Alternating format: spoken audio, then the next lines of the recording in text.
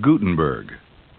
For many centuries in Europe, in quiet monasteries secluded throughout the hills and countryside, monks worked laboriously to record the writings and ideas of great thinkers of their age and previous ages. They worked in a special room called a scriptorium and reproduced older manuscripts on paper or parchment, which was made from the skin of sheep or goats.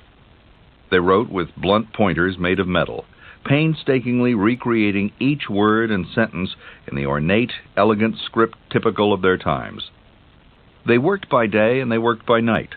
In the flickering candlelight, bodies weary and the muscles of their hands cramping from fatigue, they struggled to concentrate on the beauty of their letters and the accuracy of their copy. In the beginning God created the heaven and the earth was without form and void, and darkness was upon the face of the deep. And the Spirit of God moved upon the face of the water. And God said, "Let there be light." And there was light. The calligraphy of the monks was often exquisite, but always it was slow. To produce one copy of the Bible took them a few years, even with several monks working together. Other manuscripts might take even longer. Manuscript is a word derived from the Latin for hand, manus. And for more than 1,000 years of human history, that's exactly how all manuscripts were copied, by the labors of the human hand. In different parts of the world, this was done by professional scribes, by slaves, by students, and by people in religious cloisters, such as the monks. It's no surprise, with the amount of time each manuscript required, that there were very few in circulation.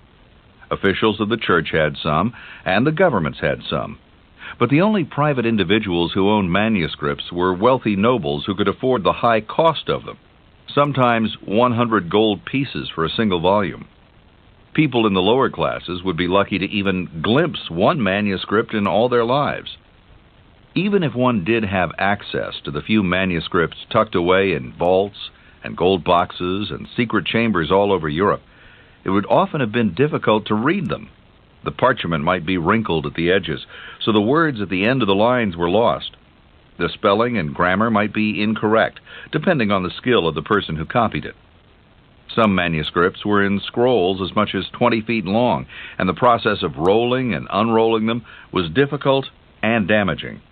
Other manuscripts were written on wax on wooden tablets, and the wax had eventually smeared over some of the writing. Manuscripts from the Orient were sometimes written on palm leaves, which dried and cracked. As for the content itself, many manuscripts were written by scribes copying the work of other scribes before them, so that with each succeeding generation, the information was less and less reliable. In other cases, blotches and fading had marred certain words, so scribes had simply guessed at what might have been.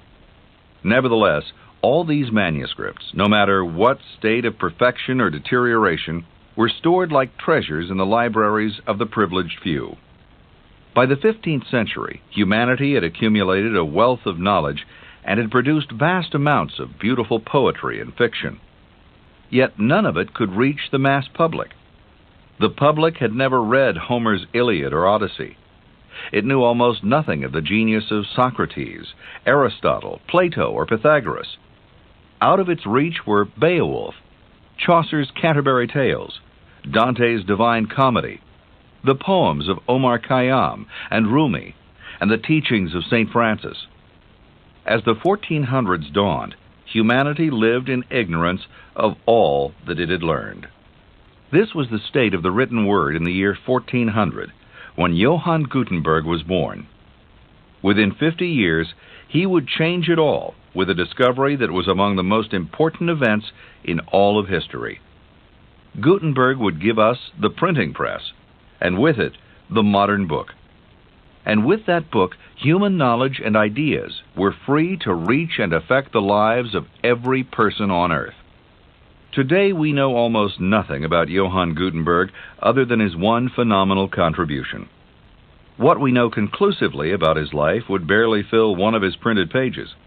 He must have been modest in his achievement, we know that, for he never even put his name on his works, and would have remained in obscurity if not for the diligent work of historians. For 500 years, they've worked to unravel the story of the printing press and the mystery that was Johann Gutenberg, with almost a complete lack of success. Here is what we do know. We know that he was born sometime between 1394 and 1400, just as the new century was also being born. It was the very early years of the Renaissance, and soon it would be the great age of exploration. 100 years before, Marco Polo had returned from his travels to Asia, and in the next 100 years, Columbus would set out to find the Indies and would instead stumble across America. Gutenberg was born in the city of Mainz, on the southern banks of the Rhine River in Germany. His last name was really Geinsfleisch, but he took the name Gutenberg instead. It was either his mother's name or the name of the house in which he grew up. At the time, Mainz was a center for goldsmiths and jewelers. Gutenberg's father was a goldsmith who worked at a mint operated by the Archbishop of Mainz. Part of a goldsmith's work is to impress figures on metal, so young Johann may have first learned his skill from his father. Because he was an aristocrat, he wouldn't have had to serve a regular apprenticeship. Gutenberg's family had always been aristocrats, and it wasn't a good time to be an aristocrat in Mainz. There were many rebellions in the city, most of them organized by workers who belonged to guilds. These guild rebellions eventually drove Johann's father out of town in about 1411, when Johann was about 11 years old. 17 years later, the guilds took over the government of Mainz, and Johann, now 28, fled 100 miles up the river to the city of Strasbourg, where he remained in exile for several years. Strasbourg was then still part of Germany, though it now belongs to France. In Strasbourg, Gutenberg worked in such crafts as gem cutting, and also taught this craft to a number of students. In the 10 to 15 years Gutenberg spent in Strasbourg, he seemed to have spent much of his time in court. Almost all the records we have of him are from legal documents of the time.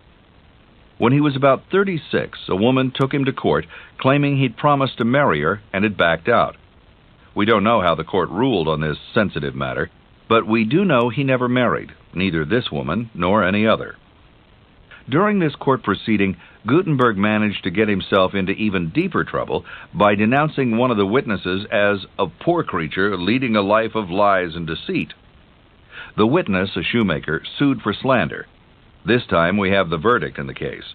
The humble shoemaker won, and Gutenberg, the aristocrat, lost. 3 years later, there's another legal record on Gutenberg, a contract with a group of young men who had agreed to pay Gutenberg a healthy sum, in exchange for which he was to teach them the secret of the art. Unfortunately, the document doesn't say what that art was, but it does mention that Gutenberg spent 100 guilders on lead and other metals, the building of a wooden press, and some printer forms, which leads one to believe that already he was working out some sort of instrument for the casting of movable type. When one of these men died, Gutenberg was in court defending himself against a suit filed by the heirs of the deceased. They demanded to be made partners, even though his contract with the three men had specifically stated that if one of them died, the heirs were not to be let into the company, but were to be compensated financially. Gutenberg won the suit, but what's more interesting is the testimony about supplies he'd purchased, which clearly point towards the invention of a press. Whether this led to any actual printing and to any books, we don't know. What's most likely is that Gutenberg, now about 39 years old, was experimenting with a printing press but hadn't yet figured out how to make it work. If he did print anything during these experiments, they were probably rough, and he no doubt destroyed them. In fact, the same document states that the young men are required to destroy certain forms, a form being both the frame in which the type was set and the type itself. When he was approaching 50, Gutenberg returned to Mainz, where things had quieted down politically, and set up his own shop with the help of a loan from a relative. He hired a man named Peter Schoeffer to serve as his foreman, and began to work on what would become his masterpiece, a printed copy of the Bible. There is little information on how his experiments with the press developed, because Gutenberg was very secretive about it. He had to be. In the 1400s, there was no such thing as a patent, so most people inventing something new tried to protect themselves by working behind closed doors. All we really know about Gutenberg's invention of the printing press is that it was an expensive proposition and he had to borrow money. We know this because, once again, he ended up in court. Somewhere around 1449, Gutenberg went to Johann Fust, a lawyer in Mainz, and persuaded Fust to loan him 800 guilders, or about $200, quite a large sum for the time. Sometime later, he returned to Fust for 800 guilders more, even though he hadn't repaid the first loan. This time, Fust agreed to the loan only if he became a part owner of the business, which he did. The two also agreed that if Gutenberg couldn't repay the loans in a reasonable amount of time, Fust would take over the entire business. And this is where all the later confusion about the invention of the printing press had its start. In 1455, Gutenberg hadn't paid up, and Fust came collecting. Fust was concerned with a quick return on his investment, whereas Gutenberg seemed more concerned with perfecting the press, no matter how long it took. The court, which seldom seemed to be on Gutenberg's side, ordered him to repay both loans immediately with interest, a sum that totaled about 2,020 guilders. Gutenberg couldn't do it. He lost his shop to Fust, and with the shop went everything in it, including the famous Gutenberg Bible. The Bible was also known as the 42-line Bible because its huge pages were printed in 2 columns of 42 lines each. Later it would also become known as the Mazarin Bible because it was first discovered in a library in Paris belonging to the Cardinal Mazarin. The famous Bible with many names may or may not have been completed when it fell into Fust's hands. If it wasn't, Fust finished the job, and he began selling copies to the public, undoubtedly making far more money than the 2,000 guilders Gutenberg couldn't pay to keep it. Fust also took with him Gutenberg's foreman, Peter Schoeffer, who had testified against Gutenberg at the trial. Schoeffer soon married Fust's daughter.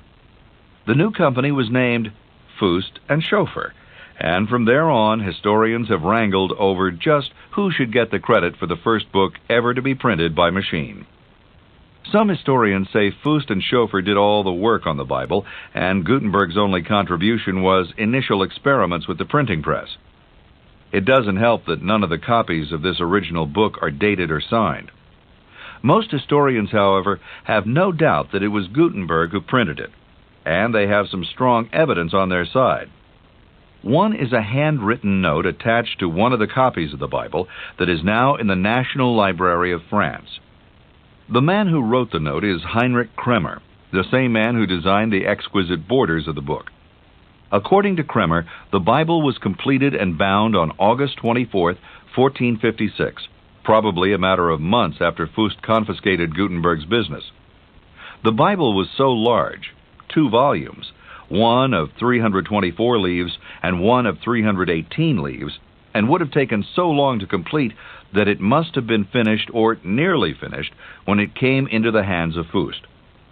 In addition, Fust's own grandchild and Peter Schoeffer's son wrote in 1505 in the preface to a book that the admirable art of typography was invented by the ingenious Johann Gutenberg at Mainz in 1450. Therefore, the Gutenberg Bible remains the Gutenberg Bible. Part of Fust's winnings in the lawsuit also included Gutenberg's second masterpiece, a Psalter, or Book of Psalms. It was the first printed book in Europe to bear the name of the printer, and the name listed is Faust and Schoeffer.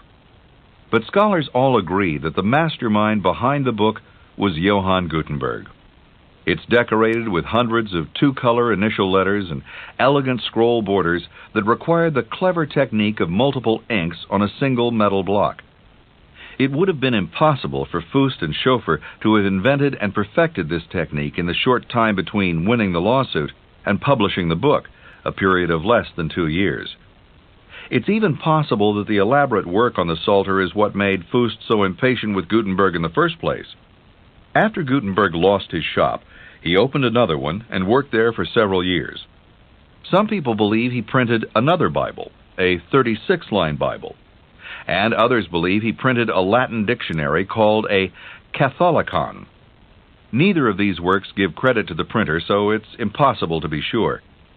The only other works that can be clearly associated with Gutenberg include a publication called a Turken Calendar, which warns of the danger of a Turkish invasion after the fall of Constantinople in 1452, and some school texts. Later in life, Gutenberg left the printing field and took a post with the Archbishop of Mainz, where his father had once been employed. The Archbishop gave him a yearly supply of grain, wine, and clothing, and exempted him from taxes. He was believed to be poor at the end of his life, although not destitute. He had also gone blind. He died on February 3, 1468, at the age of something between 67 and 70. What he bequeathed to us was the entire history of human thought and deed in the form of the printed word, from the mythological exploits of Beowulf to the news in our morning papers. Johann Gutenberg did not invent printing. What he did invent was movable type, which enabled people to make numerous copies of a work in a fairly rapid amount of time. Printing itself dates back centuries before Gutenberg to the Orient, and was most advanced in China and Korea. Printing began, first of all, with the invention of paper. The Chinese were experimenting with paper as far back as 1,500 years before Gutenberg, and the Arabs were using it as early as the year 712. Almost 600 years before Gutenberg's press, China began to produce its first printed books. The oldest of these, which dates to the year 868, is called the Diamond Sutra, and its subject is the teachings of the spiritual master Buddha, who lived 1,300 years earlier. Upon a memorable occasion, Buddha sojourned to the kingdom of Sharavasti, and lodged in the grove of Jeta. With the master were 1,250 disciples, all of whom had attained great learning. The noble Subhiti, his chief disciple, was in the midst of the assembly.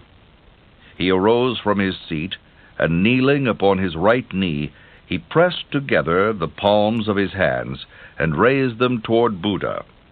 He exclaimed, "Thou who possesses such great understanding, O most honored one, what must your disciples do to obtain perfect wisdom?"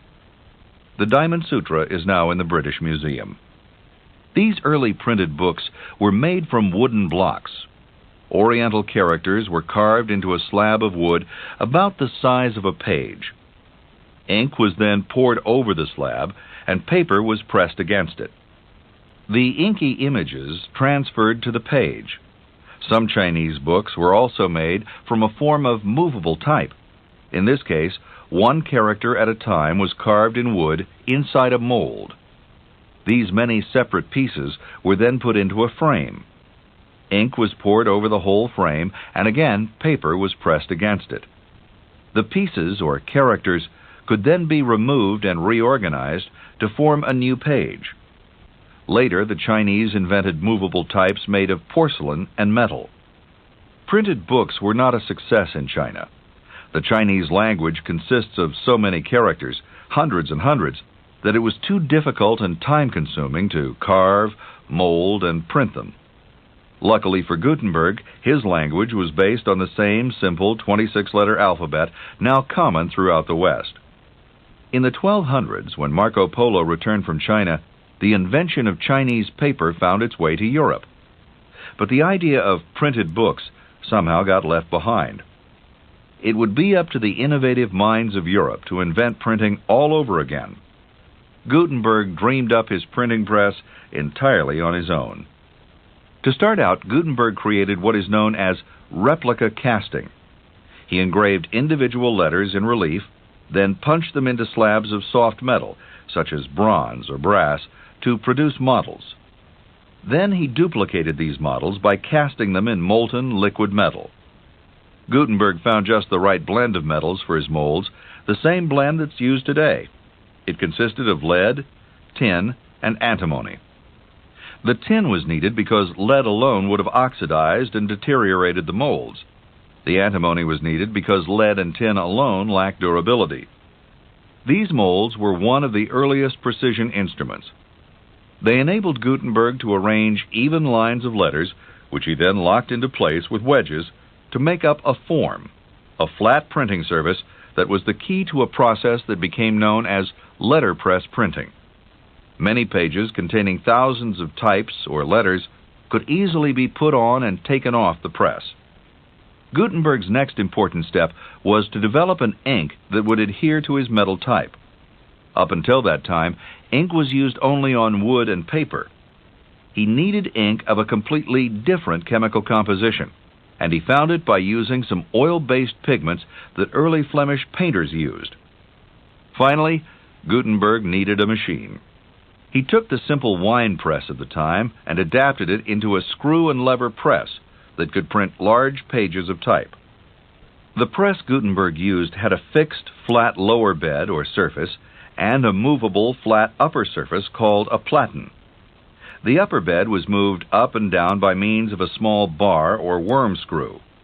The form, with the type in it, was inked, covered with paper, and put between the two surfaces. Then the surfaces were pressed together like a vise. After printing, the types were separated and then used again for other pages.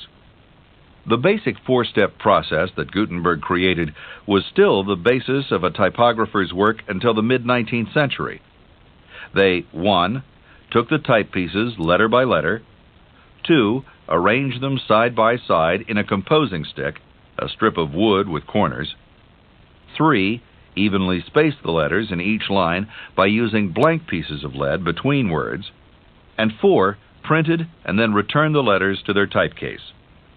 Gutenberg's type was a rich, decorative style of Gothic handwriting popular during the period. The Gutenberg Bible was printed in Latin on both sides of the paper. It had no title page, no page numbers, and nothing to distinguish it from the manuscript style of handwritten works. It's impossible to know how many copies were first printed, but today 40 are still in existence. There are perfect copies in the United States Library of Congress and in the French and British National Libraries.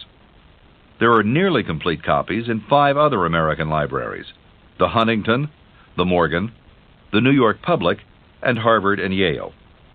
There had been others working on the idea of type and printing when Gutenberg started out.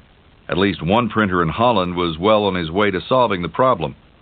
But the Bible produced by Gutenberg in 1455 showed that he was not only the first to print a book, but that he had mastered every technical detail.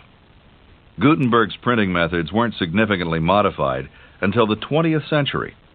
For 500 years, they produced most of the printed material of the world. After that, there were many changes and improvements on the printing press until it became the modern and massive industry it is today. We may never know what kind of a man Johann Gutenberg was. We know, of course, that he was inventive, that he was an excellent craftsman and a perfectionist, that he had a vision, and he was committed to that vision. We know that he lost the recognition and the profit of his life's labor and love. Was he bitter? That we do not know. He had been betrayed by his partners and by his foreman, who he helped train. He'd had to surrender all his equipment and his greatest masterpieces. Later he lost his eyesight and died in relative obscurity and possibly in poverty. But his feelings about his life to this day remain a secret. Being a man of vision, we can hope he took some comfort, if not joy, in the vast doors that had been opened by his invention. He opened the door for knowledge and learning and communication for everyone, not just the nobles and the priests and the wealthy, but for all the world. Through printing and books, poets, philosophers, and scientists from the past and present have been able to enlighten and inspire all of humanity. Geniuses, heroes, and sages have been able to teach and awaken us. As printing grew into its own craft, the Emperor Maximilian gave it the coat of arms of an eagle, with its wings spread over a globe. Written words soar over the world, freeing knowledge from its binds, and then knowledge itself brings freedom of the spirit. That is the legacy of Johann Gutenberg, Bible. This is the end of the session.